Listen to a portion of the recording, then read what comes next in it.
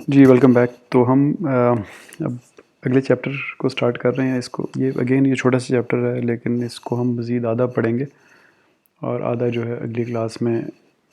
और अगली क्लास में हम आधा ये और चैप्टर नंबर 11 भी पढ़ लेंगे। तो ये चैप्टर नंबर 10 है आपकी बुक का, और मॉड्यूल हमारा 9 है, स्ट्रेटजी एग्जीक्यूशन। मैंने आपको बताया कि अब चूँकि एग्जीक्यूशन में सिक्काबंद चीज़ें नहीं होती हैं। हर स्ट्रेटजी की अपनी एक नेचर होती है, मुख्तलिफ रिक्वायरमेंट्स होती हैं। तो एक कोई बॉक्स में बंद किया हुआ सोल्यूशन नहीं होता कि कैसे एग्जीक्यूट करनी है। बस खाली आपको पेरिफेरल नॉलेज, इंटेलेक्चुअल स्किल्स देनी होती हैं ताकि जो भी स्ट्रेटजी आपके सामने है आप उसको अच्छी तरह एग्जीक्यूट कर सकें। अब इसके अंदर हम देखेंगे क्या, इसके अंदर हम 4-5 चीज़ें देखेंगे। एक ये कि फॉर्मुलेटिंग स्ट्रेटजीज़ और इम्प्लीमेंटिंग स्ट्रेटजीज़ या एग्जीक्यूटिंग स्ट्रेटजीज़ की जो ट्रांजिशन होती है, उसमें आपको थॉट लेवल पे क्या ट्रांजिशन करनी होती है, इन दोनों में फ़र्क क्या है वो समझना। फिर एनुअल ऑब्जेक्टिव्स और पॉलिसीज़ को देखना है कि वो ज़रूरी क्यों है स्ट्रेटजीज़ को इम्प्लीमेंट करने में। फिर रिसोर्स एलोकेशन और कॉन्फ्लिक्ट मैनेजमेंट, फिर फर्म का स्ट्रक्चर और उसका स्ट्रेटजी से ताल्लुक़, और आखिर में मुख्तलिफ ऑर्गेनाइजेशनल स्ट्रक्चर्स की टाइप। तो इन 5 में से पहले 3 हम 2 या 3 अभी हम देखते हैं और बाकी इंशाल्लाह अगले हफ्ते देखेंगे। पहली है जी transition from formulating to implementing strategies. अब इस स्लाइड को आप देखें तो लेफ़्ट साइड पे आपको स्ट्रेटजी फॉर्मुलेशन का एक बॉक्स नज़र आ रहा है और राइट पे इम्प्लीमेंटेशन का। फॉर्मुलेशन का पहला पॉइंट कहता है कि इसमें you position forces before the action, यानी ये प्लानिंग है। और इम्प्लीमेंटेशन कह रहा है कि you manage forces during the action. ये अब उस जो आपने प्लान बनाया उसकी एग्जीक्यूशन है, यानी पहले आप चार्ट के ऊपर एक जंग की प्लानिंग कर रहे थे, अब आप उस जंग में कूद पड़े और आप उसको करने लगे। तो ये ज़ाहिर है इन दोनों में बिल्कुल और किस्म के दिमाग चाहिए होते हैं, बिल्कुल और किस्म की स्किल्स चाहिए होती हैं। पहले में फॉर्मुलेशन में फोकस इज़ ऑन इफेक्टिवनेस, और दूसरे में इम्प्लीमेंटेशन में फोकस इज़ ऑन एफिशिएंसी। अब इन दोनों में फ़र्क क्या है? इफेक्टिवनेस का मतलब ये होता है कि आप वो चीज़ अचीव करें जो आप अचीव करना चाहते हैं। यानी मैं अगर आपको कहूँ कि आप अपनी क्लासरूम में जो 40 कुर्सियाँ पड़ी हुई हैं, इसमें से 20 बाहर निकाल के रख दें, तो अगर आप 20 के बजाय 40 बाहर निकाल के रख देंगे तो फिर आप इफ़ेक्टिव ना हुए। आपकी एफिशिएंसी तो बहुत हुई, यानी मैंने 20 कहा था, आपने 40 रख दी, तो एफिशिएंसी तो 200% हो गई, लेकिन आप इफ़ेक्टिव नहीं हुए, क्योंकि अब वो जो आपने 40 बाहर रखी उनमें से 20 को वापस भी अंदर ला के रखना होगा, क्योंकि चाहिए तो सिर्फ 20 बाहर थी और 20 का अंदर ही चाहिए थी। तो इफेक्टिवनेस का आइडिया ये होता है कि सिर्फ वो काम करें जो करना है, और एफिशिएंसी का आइडिया ये होता है कि अब जो काम मिल गया उसको पूरी तरह करना है। इसमें वो यानी इंटेलेक्चुअल स्किल्स अब नहीं चाहिए, अब बस जो बोला है वो करना है। इधर लिखा हुआ है जी, फिर अगला प्राइमरीली एन इंटेलेक्चुअल प्रोसेस और दूसरे में प्राइमरीली एन ऑपरेशनल प्रोसेस, जैसा अभी हमने बात की। फिर पहला वाला requires good intuitive and analytical skills, यानी आपकी सोच, आपका एनालिसिस यहाँ पे चाहिए। और दूसरी तरफ इम्प्लीमेंटेशन में आपको मोटिवेशन चाहिए, लीडरशिप चाहिए, क्योंकि अब लोगों से काम करवाना है, लोगों को मोटिवेट करना है, उनको लीड करना है। फिर requires coordination among a few individuals, कुछ हेड्स हैं, कुछ स्ट्रेटेजिस्ट्स हैं, कुछ डेटा इकट्ठा कर रहे हैं, बस उनकी कोऑर्डिनेशन है। लेकिन दूसरी तरफ मैनी इंडिविजुअल्स, अब बहुत सारे लोग, एग्जीक्यूशन में तो हर बंदा आ जाता है ना, हर सेल्स फोर्स का हर बंदा, प्रोडक्शन का हर बंदा, मार्केटिंग का वगैरह वगैरह। फिर science with tools and technique, specific काम थे, जैसे मैंने आपको बताया कि मेट्रिसेस थी, तो चेक ऑफ लिस्ट थी वगैरह वगैरह, ये स्टेप वो स्टेप। यहाँ पे एक it is an art to energise people. यहाँ पे जगहबंद चीज़ें नहीं है, मेट्रिसेस नहीं है, चेक ऑफ लिस्ट नहीं है। यहाँ पे अब लोगों को एनर्जाइज करना है कि अचीव करें उन चीज़ों को जो पीछे डिसाइड हो गई हैं। पहला formulation difficult to do well, implementation more difficult to do well, क्योंकि इसमें प्रैक्टिकल प्रॉब्लम्स बहुत सारी आती हैं। वो तो एक इंटेलेक्चुअल एक्टिविटी थी ना, वहाँ से डेटा लिया, वहाँ से डेटा लिया, एनालाइज कर लिया, आपने कुछ बोला, मैंने कुछ बोला, एवरेज पे आ गए। लेकिन यहाँ पे अब करना है और हड़ताल हो गई है। अब वो एक मुश्किल सिचुएशन होती है, गाड़ी आ रही है, गाड़ी का एक्सीडेंट हो गया, मुश्किल सिचुएशन होती है और अचीव करनी होती हैं चीज़ें। प्रोसेस ओरिएंटेड, दूसरा पीपल ओरिएंटेड, सेल्फ एक्सप्लेन। फिर primary responsibility of top managers होती है स्ट्रेटजी बनाना, और जो स्ट्रेटजी को इम्प्लीमेंट करना वो मिड लेवल और लोअर लेवल मैनेजर्स की रिस्पॉन्सिबिलिटी होती है। तो ये एक आप ये समझें कि एक मेंटल ट्रांजिशन होती है। इम्प्लीमेंटेशन में और किस्म की स्किल्स चाहिए होती हैं और फॉर्मुलेशन में और किस्म की स्किल्स चाहिए होती हैं। तो आपको अगर आप एक सक्सेसफुल मैनेजर बनना चाहते हैं तो आपको दोनों में अच्छा होना पड़ता है, वरना फिर लोग कहते हैं यार भाई ये तो किताबी बंदा है यार, इसकी ये तो खाली बस कागज़ वागज़ बना लेता है, प्रैक्टिकली काम नहीं कर सकता। लेकिन जो सिर्फ प्रैक्टिकली काम करता है उसको कहते हैं यार ये बस एक हद तक ही आगे जाएगा क्योंकि इसकी सोच बड़ी नहीं है, ये प्लानिंग नहीं कर सकता। तो आपको अपने अंदर दोनों चीज़ें रखनी होती हैं कि आप एक आपके अंदर सिगेसिटी हो एक अच्छे प्लानर की, एक अच्छे लीडर की, और दूसरी तरफ आपके पास एक वो स्किल महारत और मोटिवेशन हो एक ऐसे लीडर की जिसने लोगों से प्रैक्टिकली काम करवाना है। अब जी एनुअल क्लियर ऑब्जेक्टिव्स आपके पास ज़रूर होने चाहिए। अब ये स्ट्रेटजी का बेसिस होते हैं। स्ट्रेटजी का बेसिस होते हैं क्या मतलब कि आपने जो स्ट्रेटजीज़ बनाई हैं वो एक ऑब्जेक्टिव की शक्ल में किसी तक पहुंचती हैं कि उसने पर्टिकुलर काम करना है। ये माइलस्टोन्स होते हैं जो आपने अचीव करने होते हैं। अब 5 रीज़न हैं आपकी किताब में लिखे हुए जिसकी वजह से ये बहुत इंपॉर्टेंट है। पहला रीज़न है they represent basis for allocating resources. अब आपने फैसला किया कि ये 25 ऑब्जेक्टिव अचीव करने हैं तो अब उनको पैसे मिलेंगे उन ऑब्जेक्टिव्स को। ऑब्जेक्टिव्स होंगे तो रिसोर्स एलोकेशन कर सकेंगे। दूसरा they are primary mechanism for evaluating managers. जब बन गए ऑब्जेक्टिव, आपको मिल गए ऑब्जेक्टिव, अब आपकी परफॉर्मेंस एवेल्युएशन उसी की बेसिस पे होगी कि आपने वो ऑब्जेक्टिव अचीव किया कि नहीं किया। फिर they enable effective monitoring of progress towards achieving long term objective. जो आपने स्ट्रेटजीज बनाई, जो आपकी स्ट्रेटेजिक थीम्स थी, लॉन्ग टर्म ऑब्जेक्टिव थे, वो तभी अचीव होंगे जब आपके एनुअल ऑब्जेक्टिव अचीव होंगे। अगला है they establish organisational divisional and departmental priorities.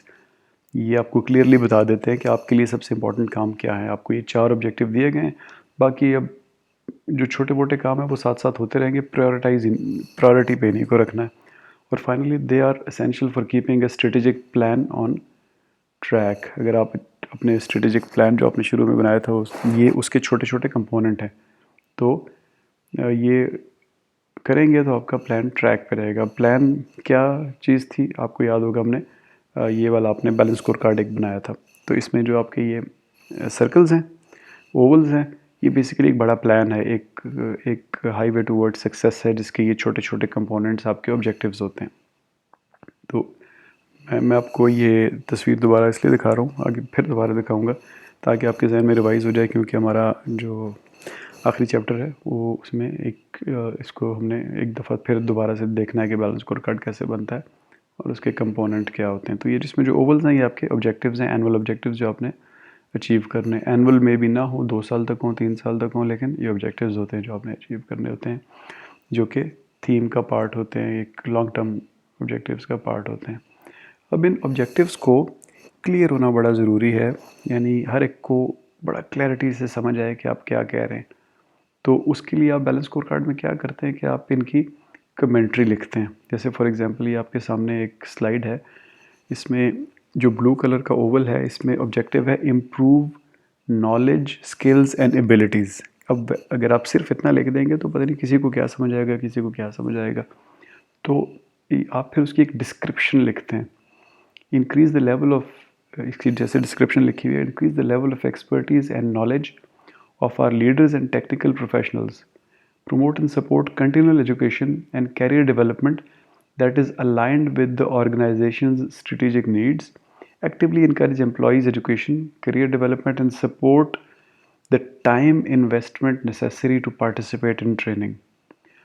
Cross-train individuals to assure the responsibilities of people in key positions, to assume the responsibilities of people in key positions to improve continuity. अब बड़ा clarity से उसने बता दिया है कि आपने support करना है कंटिन्यूअल एजुकेशन को ताकि लोगों की एक्सपर्टीज़ बढ़े। फिर आपने लोगों को इनकरेज करना है कि वो अपनी एजुकेशन को, अपने कैरियर डेवलपमेंट को आगे लेके जाएं। फिर आपने सपोर्ट करना है time investment necessary to participate in training, यानी कि आपने ये नहीं कहना कि मैं इसको ट्रेनिंग के लिए नहीं छोड़ सकता जिसने फलाना काम करना है। फिर आपने क्रॉस ट्रेन करना है लोगों को, यानी एक से ज़्यादा स्किल्स देनी है ताकि वो नई रिस्पॉन्सिबिलिटीज़ ले सकें और कंटिन्यूटी इम्प्रूव हो सके। तो मज़ीद क्लियर हो गया। और आगे इंटेंडेड रिज़ल्ट भी लिखे हुए हैं। इस ऑब्जेक्टिव से हमें क्या चाहिए, employee skills match organisational needs, यानी एक तरफ आप लिखेंगे ऑर्गेनाइजेशन को नीड्स क्या चाहिए कि क्या नीड्स हैं आगे 2-3 साल में, एम्प्लॉयज़ की स्किल भी फिर उसी तरह डेवलप होनी चाहिए, उनकी ट्रेनिंग होनी चाहिए। Supervisor are confident in the skill of new employees, ये होना चाहिए आखिर में सुपरवाइज़र्स कहें हाँ मेरे जो एम्प्लॉयज़ हैं इनमें वो स्किल्स आ गई हैं जो मुझे चाहिए इनसे काम करवाने के लिए। तीसरी इंटेंडेड रिजल्ट क्या है, ऑल की activities can be supported by multiple cross trend employees, her activity जो मेरे बिजनेस में हो रही है वो एक से ज़्यादा एम्प्लॉयज़ को के पास वो स्किल होनी चाहिए वो एक्टिविटी करने के लिए। तो क्लियरली अब आपको समझ आ गया कि improve knowledge skills and abilities का क्या मतलब है। नीचे आप देखें कैंडिडेट मेजर्स भी लिखे हुए हैं, यानी KPIs भी लिखे हुए हैं कि इस ऑब्जेक्टिव के KPIs क्या होंगे, और उसके नीचे प्रोजेक्ट्स भी लिखे हुए हैं, इनिशिएटिव्स, कि इस KPI को अचीव, इस ऑब्जेक्टिव को अचीव करने के लिए हमने काम क्या करना है। तो क्लैरिटी, एब्सोल्यूट क्लैरिटी लानी होती है स्ट्रेटेजिक ऑब्जेक्टिव में, ताकि आप हर बंदे को उसका एक ही मतलब समझ आए। अब ये जो कमेंट्री जो मैं आपको कह रहा हूँ, या इसको डेटा डेफिनेशन कह लें या इसको एक्सप्लेनेशन कह लें, जो भी, इसका मकसद क्या होता है कि आप, जो आपकी टीम बैठी होती है ना, जिसने फैसला किया होता है कि ये हमारा ऑब्जेक्टिव होगा, जो मैंने आपको कहा था स्ट्रेटजी बनाते हुए एक टीम ये फैसला करेगी, अब उनकी डिस्कशन कैप्चर होती है इस डब्बे में जो आपके सामने बना हुआ है। उन्होंने उस वक्त जो बातें की थी कि इस ऑब्जेक्टिव की ज़रूरत क्या है, वो यहाँ पे रिफ्लेक्ट हो रहा होता है और टेंजिबल शक्ल में रिफ्लेक्ट हो रहा होता है। और इससे आपको किन सवालों के जवाब मिलते हैं, what does this objective mean, improve in knowledge and skill का मतलब क्या है, what does it include and not include, यानी जब हम कहते हैं इम्प्रूव नॉलेज एंड स्किल तो एक्चुअली करना क्या होगा, वो चीज़ इसके अंदर लिखी होती है। And why was it selected over other alternatives, जब आप इंटेंडेड रिजल्ट्स देखते हैं तो आपको समझ आती है कि कोई और ऑब्जेक्टिव क्यों नहीं रखा था, ये क्यों रखा था। तो ये बड़ा ज़रूरी होता है क्लैरिटी लाने के लिए कि आप हर ऑब्जेक्टिव की ये डॉक्यूमेंट करें ये कमेंट्री, ताकि फ्यूचर में कोई पढ़े इसको प्लानिंग प्रोसेस में तो उसको समझ आए कि इस ऑब्जेक्टिव का मतलब क्या है। तो क्लैरिटी बहुत ज़रूरी है किसी भी स्ट्रेटेजिक ऑब्जेक्टिव में। अब इसके साथ साथ आपको क्लैरिटी ये भी देनी पड़ती है कि कौन बंदा क्या काम करेगा, यानी रोल्स एंड रिस्पॉन्सिबिलिटीज़ में भी आपको क्लैरिटी लानी होती है। तो आप क्लैरिटी लाने का मतलब क्या है कि हर ऑब्जेक्टिव को किसी को असाइन करना है। There should be at least one objective owner for every objective that you set for yourself, या अपनी कंपनी के लिए आपने जो भी ऑब्जेक्टिव रखा है उसका कोई ओनर होगा। वो करता क्या है, उसका काम होता है बिल्ड्स अकाउंटेबिलिटी फॉर रिजल्ट्स, यानी वो लोगों को काम डिवाइड करके देता है। जैसे फॉर एग्जांपल पीछे ऑब्जेक्टिव था तो वो बताएगा कि इस मैनेजर ने ये 2-4 लोग हैं जिनको ट्रेन करना है और इन इन एरियाज़ में ट्रेन करना है और इस ट्रेनिंग पे भेजना है जिसके इतने पैसे लगेंगे। यानी अकाउंटेबिलिटी का सिस्टम बनाता है कि इस ऑब्जेक्टिव को डिवाइड करके मैंने लोगों तक पहुंचाना है, और फिर उनकी मैं एवेल्यूएशन भी इसी एवेल्यूएशन में ही रिफ्लेक्ट होगा कि उन्होंने ये काम किए ये नहीं किए। फिर प्रूव्स प्रूव्स नहीं, यहाँ पे प्रोवाइड्स होना चाहिए, प्रोवाइड सब्जेक्ट मैटर एक्सपर्टीज़। अगर नहीं समझ आती किसी को तो वो फिर अपनी एक्सपर्टीज़ के थ्रू उनको समझाता है, क्योंकि वो उसको सब्जेक्ट मैटर अच्छी तरह आता है उसको। Refines and defines performance measures, KPIs बनाता है उस ऑब्जेक्टिव के। Tracks, verifies and validates performance data, फिर उन KPIs पे आपकी स्कोरिंग करता रहता है वो, और उस स्कोरिंग को वैलिडेट करता है, ट्रैक करता है। Is aware of initiatives affecting objectives, उसको पता होता है कि मैंने कौन से प्रोजेक्ट्स करने हैं, जिससे ये ऑब्जेक्टिव अचीव होगा, और बाकी कौन से काम हो रहे हैं जो इसको या अचीव करने में मदद देंगे या इसकी राह में रुकावट बन रहे हैं, और फिर उनको एक्टिवली मैनेज करता है। और फिर फाइनली वो क्या करता है कि वो रिव्यू मीटिंग्स में इस ऑब्जेक्टिव की अचीवमेंट को रिपोर्ट करता है, क्योंकि वो उसका ओनर होता है तो अब उसकी रिस्पॉन्सिबिलिटी होती है कि इसके अचीवमेंट को रिपोर्ट करे, और अगर आखिर में कोई उसमें चेंजेस लानी है इस ऑब्जेक्टिव में जिस स्ट्रेटजी के हिसाब से, तो वो चेंजेस रिव्यू मीटिंग्स में बताता है कि ये वाली चेंजेस की ज़रूरत है। अब अगले चैप्टर में हम देखेंगे कि स्ट्रेटजी रिव्यू या स्ट्रेटजी इवैल्यूएशन में एक प्रोसेस होता है कि आप अपने ऑब्जेक्टिव्स को रिव्यू करते हैं। तो अब आप इस बैकग्राउंड के साथ इस ऑब्जेक्टिव को देखें, किसी भी ऑब्जेक्टिव को, तो आपको समझ आता है कि ये बहुत वेल डिफाइंड है, एक ऑब्जेक्टिव की कमेंट्री लिखी हुई है, जिससे आपको ये भी पता चलता है कि इसके मेजर्स या केपीआईज क्या हैं, और आपको ये भी पता चलता है कि वो कौन से इनिशिएटिव्स हैं जो करके ये ऑब्जेक्टिव अचीव होगा। और उन मेजर्स और इनिशिएटिव्स के दरमियान एक टारगेट्स का भी कॉलम है जो कि बताता है कि किस चीज़ को कहाँ तक पहुँचाना है। अच्छा जी, अब अगली चीज़ है जो हमारी आज की डिस्कशन की आखिरी चीज़ है, वो है पॉलिसीज़।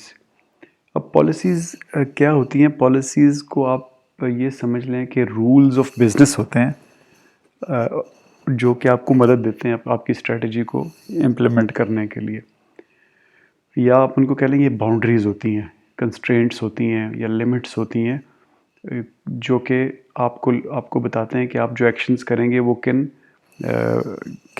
पैराए के या किन पैरामीटर्स के अंदर रह के आप करेंगे। और इन पॉलिसीज़ से ये बाइंडिंग होती हैं पॉलिसीज़, तो आप ये समझ लें कि इनको वायलेट करना, वो फिर जो वायलेट करता है उसको सैंक्शन किया जाता है।